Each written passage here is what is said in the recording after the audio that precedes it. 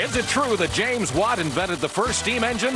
You'll find out as one of these three contestants wins the chance to drive home in this brand new Buick LeSabre Limited Coupe in just a split second. And now, here's the star of our show, Monty Hall. Thank you very much and welcome. Thank you. Thank you. Welcome to Split Second. It's a wonderful show where contestants answer questions, but you at home can play the game as well. Not only during the show, but the question we gave you at the beginning before anybody even saw us. The question was, did Watt invent the first successful steam engine? No, he didn't. The first steam engine, well, he invented the first one that was operable, but the first one was invented in 60 A.D. You know, but in those days, you didn't have anything to run engines with. So the guy who invented it said, look, I have a steam engine, and anybody said, what's steam, and who cares? You found that out right here on this show today. Isn't that exciting? We do have better questions coming up for these three people as they play to win a brand new car, so that's why the questions are better. You don't care about steam engines, do you?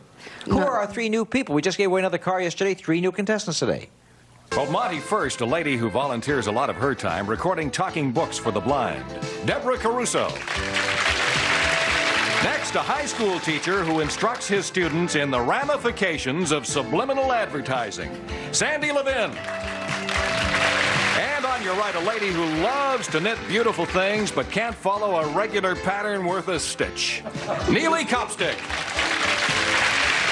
Well, we'd like to find out something about our contestants. We'll talk to the first two, and then we'll talk to Neely a little later. Deborah, you read to the blind. That's marvelous work. It's actually putting books on tape. Yes.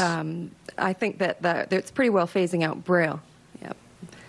Well, is it because that it's a much easier way for them to adapt themselves to the literature instead of having to go through it painfully? I suppose so. It's much faster. Yeah. Do you get any communication from the people from whom you read? Do they ever write you letters and thank you and things like that? Yeah, it's part of, we have credits, you know, at the beginning and end of the tape. They sort of announce everybody who is involved in it. So that's nice. We have fans. That's great. Well, that's a wonderful job that you're doing, too. And Sandy, a high school teacher, what was it about subliminal advertising? Well, I teach marketing, and one of the subjects that students really like is subliminal advertising, anything to do with the things that teenagers like to think about. I think I know the answer to that question. Right, yeah. I get $100 all by myself. Sandy, when you give them these demonstrations, do you throw these little subliminal 1/10 of a second flashes across the screen? Well, we show some of the old tapes of things that did have that. We also show some of the way that sex is used in advertising and in posters and how that has perhaps a buying influence. I see. You teach this in high school, do you? Not anymore. Not anymore. Somebody finally came down and said, Sandy, better leave this for postgraduate work at college. Neely, we're going to find out something about you a little later on. Let's start the show with these three wonderful new contestants. We play our game by asking a question, and each question has three possible answers, and we only want one answer from each of you. And if all three of you come up with a part of it, well, you get $10 each. If only two of you can answer part of it, it's $25 each. But if only one of you answers, it's worth $50 to that one person. And you buzz in when you see the entire question on the screen, but not till then. If you buzz in too fast, you'll be locked out. And then we go in order, 1, 2, 3. It shows it in front of your desks. So if you're poised and ready to go with a brand new game, Deborah, Sandy, Neely, here we go. Bostonians live in Boston. Venetians live in Venice. Here are three other names we use for citizens of certain cities. Pick one, name the city they come from. Look at the screen. There are the Neapolitans, the Liverpudlians, and the Vichyssoise. Deborah. Liverpudlians live in Liverpool? Yes, they do. That's where the Beatles come from. Sandy. The Vichyssoisians live in Vichois, France. In which? In Vichois, France. Well, that's not Vichois. Actually, the city is Vichy. What if my producer says Vichy and Vichois? He says, all right. Oh, is he liberal today, Sandy? You must have got a subliminal thing across to him to let him say yes. And Neely? Neapolitans live in Nepal? Yes. In where? Nepal? No, I'm sorry, dear. I can't be that liberal. It's Naples, Italy, not Nepal in the Far East. So we're going to give two right answers to Deborah and Sandy, and they start off with $25. You don't have to be a singer, dancer, comic, or actor to become a TV star. Here are three personalities who don't do any of those things and still are big TV stars. Look at the screen. Tell me which one gives advice on sex. Cookbook author and the writer who introduces Masterpiece Theater. Sandy. Dr. Ruth gives advice. Yes, she does. And I wonder if a lot of people listen to that advice. Neely. Cookbook author. You don't have to go in order. You know, you could have taken any one that you wanted. No. Deborah? Cookbook author is Julia Child. Right, and the man who introduces Masterpiece Theater is Alistair Cookie, as he is known affectionately. So we have two right answers and $25 apiece to those two people. Incidentally, Sandy, the difference between your teaching and Dr. Ruth's teaching is none of hers is subliminal. That I can tell you. Religious controversy is a major factor in much of today's violent strife that we hear and read about too often. I'll give you the religious factions involved. You give me the country where the trouble takes place. Look at the screen. And we have three of those spots, and Deborah goes first. Protestants and Catholics would be Ireland. Which part of Ireland? Northern Ireland. Thank you very much, Sandy. Sinhalese Buddhists and Tamil Hindus is Ceylon or Sri Lanka. That's correct. Neely. Hindus, Sikhs, and Muslims. India and... Well, India's good enough. That's all we have to worry about is India. You all get part of it. You all get $10. Shall we turn to geography? The English were the first settlers in America, and the Spanish the first settlers in Argentina. Here are three other countries settled by Europeans. Pick one, name the Europeans who settled the country. Look at the screen. The countries are Iceland, Australia, Brazil. Sandy's first. Brazil, the Portuguese. Correct. Deborah. Australia would be the English. That is correct. And Iceland? The French? No, the Norwegians in Iceland. Neely, sorry. Deborah and Sandy, $25 each. Most TV seasons include a show about the legal profession. Here are three legal characters from hit TV series of the past and present. Pick one and name the actor who played or plays the legal eagle. Look at the screen, and we have Owen Marshall, Perry Mason, and Judge Hardcastle. Deborah. Perry Mason is Raymond Burr. Everybody knows that one, don't they? Neely. Hardcastle is... Yeah, you didn't get it, Sandy. Hardcastle was... And still is. Still is. And still is Brian Always will Keith. And Owen Marshall, Arthur Hill. Arthur Hill and Raymond Burr and Brian Keith. And let me see, we have Deborah all by her lonesome getting $50 and taking the lead. The stock market has its very own way of describing investors with short, picturesque names. Here's what I want from you. One stock exchange word that names the trader that you select. Take a look at the screen. We have a description of all three of them. One, what do you call a man who bets the market goes down? What do you call the one who bets the market will go up? And one who sort of plays both ends against the middle? Sandy. Person who bets it'll go down is a bear. That's right. That's a bear. And when it goes down, it's called a bear market. Deborah? A bull bets it'll go up. That's right. And that's called a bull market. And how about the guy that plays both ends against the middle? A dog. A dog?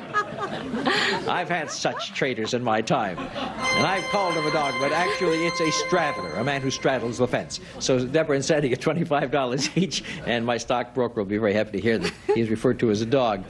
Score at the end of the first round, Deborah 160, Sandy 110. Neely only has 10, but I think Neely's a little nervous. She'll come back in the second round. We'll be double the stakes right after this.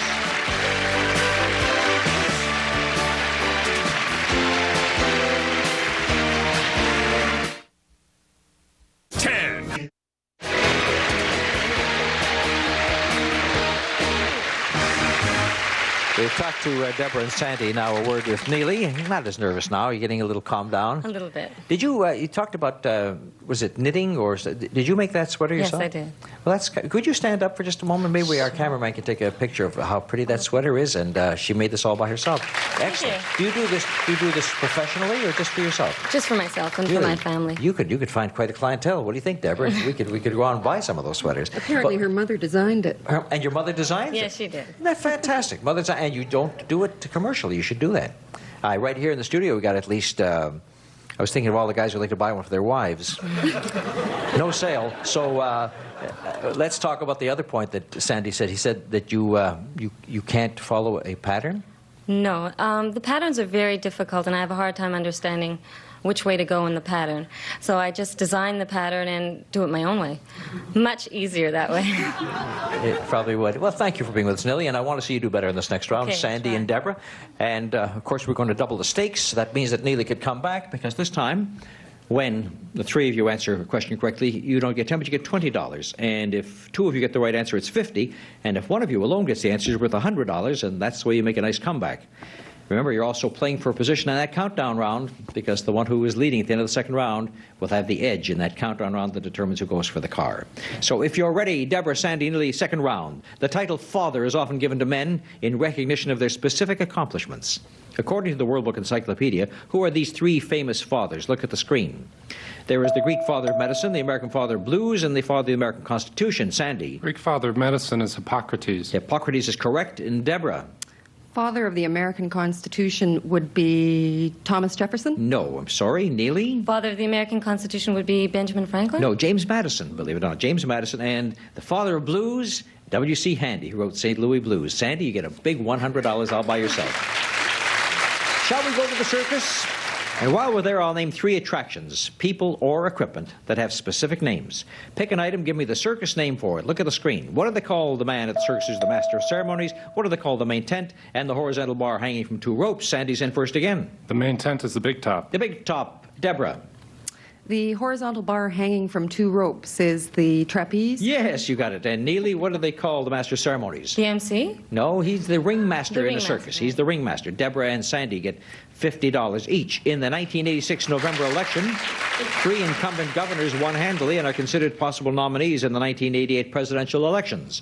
I'll name them. You name the state they're from. They are George Deukmejian, Mario Cuomo, and Tommy Thompson. Sandy? Mario Cuomo's from New York State. Governor of New York State. Deborah? Tommy Thompson is California. No. Neely?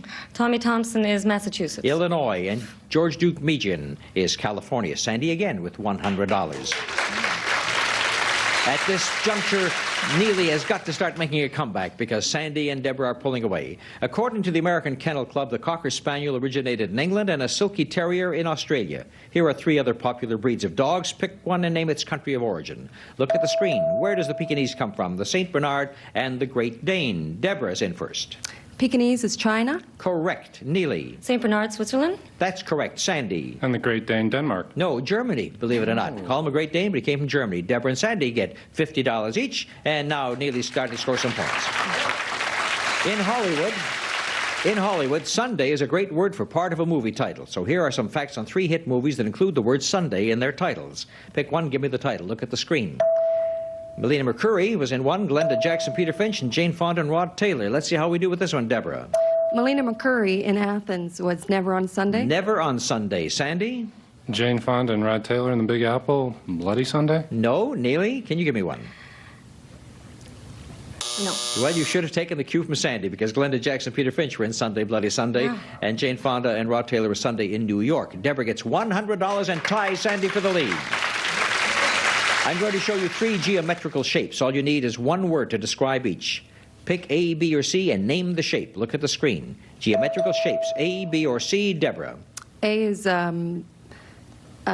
Hectagon is correct. Sandy. B is a triangle. And B is a triangle. And Neely, what is C? Octagon. Correct for all three. They get $20 apiece.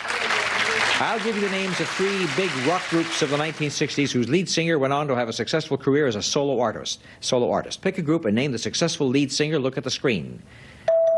The Animals, Blood, Sweat, and Tears, and Bread. Name the solo artist. Sandy. The Animals is Eric Burden. That is correct. And Neely. Blood, Sweat, and Tears is Burton Cummings. No, Blood, Sweat, and Tears is not Burton Cummings. Deborah. Blood, Sweat, and Tears is David Clayton Thomas? That's right. And Bread was David Gates. I think you're talking about Burton Cummings, the famous Canadian with the Guess Who, right? See, even I know something about rock. The only question I could ever answer about rock music. And so we have Deborah and Sandy getting $50 apiece. The reason I said it, he comes from my hometown of Winnipeg, Canada, and he's famous up there. Tourists from all over the world have been flocking to the United States this year, so let's help them out. Tell them what states fill these definitions. Look at the screen. What is the northernmost state? What is the smallest state? What is the southernmost state? Watch it now. Sandy? Smallest state is Rhode Island. Correct. Deborah? Northernmost would be Alaska? That's right. And the southernmost? Mexico. No, Hawaii. That's why I said watch it. We have Deborah and Sandy getting $50 apiece on that one. In an opera, each role calls for a singer with a specific voice range, like the lowest male notes are sung by a basso profondo. I'll describe three other basic voice ranges. Pick one and give me its name. Look at the screen. For the highest for the men, the lowest for women, and the highest for women. Deborah. Highest for women is soprano? The highest for women is soprano. And Sandy. Highest for men is a tenor. Right. And Neely, what's the lowest notes for women? Lowest notes for women is Alto. Yes, alto or contralto. I accept both of them, and you all get $20 apiece. Actors don't always act. Sometimes they're into other things, like the three actors I'm going to tell you about. Here's what these three stars do on the side. Pick one and name them. Look at the screen. The movie star who's a mayor, the one who races cars, and the one who produces wines. Deborah. Mayor of Carmel is Clint Eastwood. That's right. Sandy. Mom, like best comic who produces wine, is... Neely, can you give me one of the others? Falcon Crest actor who races cars is Paul Newman. No, Lorenzo Lamas. And the... You know, remember the old comedians who say, Mom always liked you best? Well, Dickie Smothers is a big wine manufacturer. That's his business down in California. So now we have only one right answer there. Deborah picks up 100 and takes the lead at the end of the second round, which means she will have the advantage in the countdown round coming up right after this.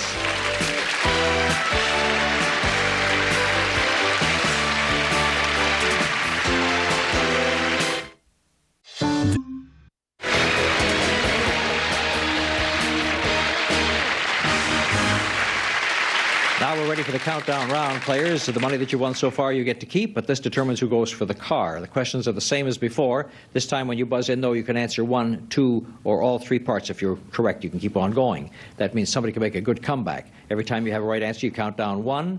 The first to 0 wins. Where do you count down from? It depends on where you were standing when we went into this round. The one with the most money, Deborah, will only have to answer 4 questions. Sandy is second, will have to answer 5 questions. And Neely is third, she'll have to answer 6 questions. And we'll get them up on the screen. Thank you. Now, are you ready to go? Get ready, because this is the all-important game. Throughout history, civilizations have risen and fallen. Even the names of where they flourished usually changed.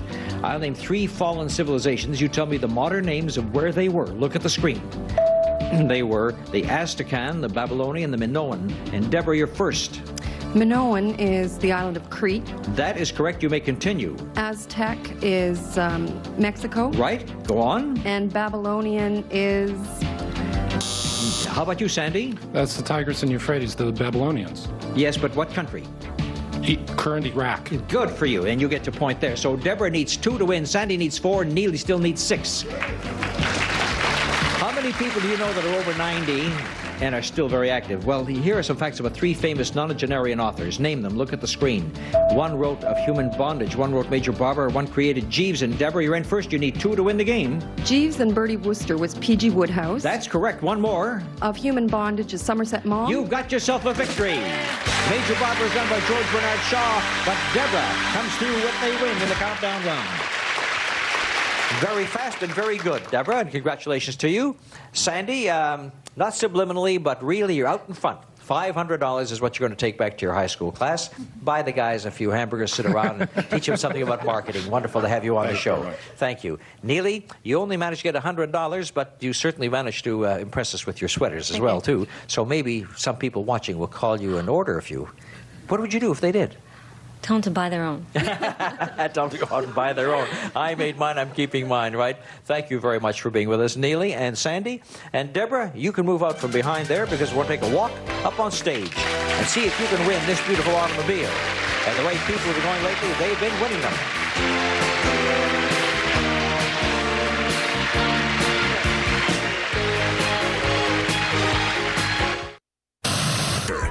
Now it works.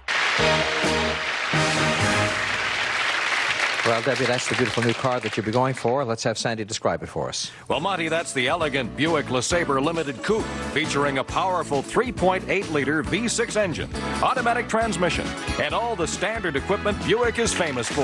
The LeSabre. Well, Deborah, here's the way we play our game. You've qualified now to select one of the 5 screens behind me. Behind one of them, it says car, and the other 4, there's money. And since you're a first-time winner, you select 1, and if you're successful, of course, the car will be yours. If you're not, you come back to play 2 other people on the next show. Take your money and come back. So now, your selection of one of the 5 screens. The number 5 keeps coming up in my mind, so I'll say 5. All right, let's take a look around now and see if that lucky screen is number 5. If so, you're going to drive home in a beautiful automobile. Behind there, it says car. It says car the first time out of the barrel. Now, isn't that amazing? The last three winners, not the one who won 4 days old, the last three winners who won the first time picked the car on the very first shot out of the barrel. And so this car is going to be yours. Isn't that terrific for her? Is she a happy young lady? Take a look at this. It's marvelous. And here are the other two people who are congratulating you, and it might have been yours too. But why don't you step inside your new automobile as this young lady, Debbie Caruso, wins the first game, wins the car with her first try, and what a happy young lady she is. And we thank you all for being with us on the show today. Thank you very much, Sandy and Neely. And we all say to you very, very much that we appreciate you being here today, and hope that you'll join us next time on Split Second, when somebody else is probably going to win a car every day on the show, the way it's been going. Will you join us for Split Second? Bye-bye, everybody. Thank you for being with us.